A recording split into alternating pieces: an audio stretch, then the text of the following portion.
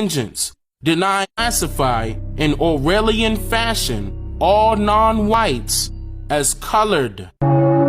It targeted Native Americans with a vengeance, denying Native Americans in Virginia their identity. To call yourself a Native American in Virginia was to risk a jail sentence of up to 1 year.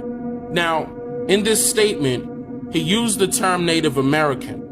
But the truth is that our identities were changed not from Native American, but from Indian to colored.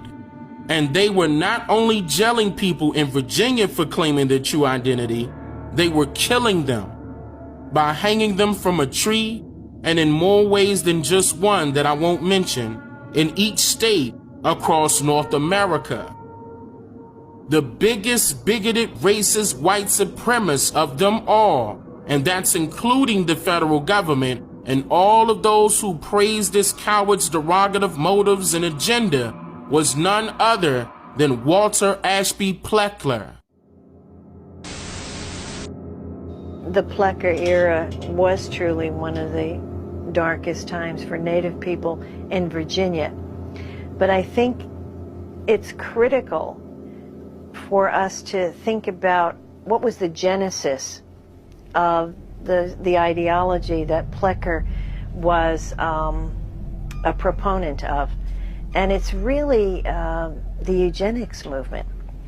The eugenics movement was a pseudo-scientific movement.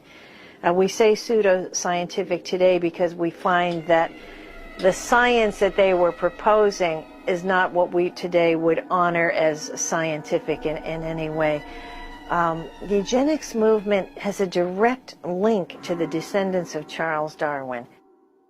They somehow made the leap to these notions about racial purity. What is best for each race is racial purity. Plecker and his friends convinced the Virginia legislature to adopt very restrictive legislation in 1924. It's called the Racial Integrity Act. With this legislation, it was decreed that there were only 2 possible categories.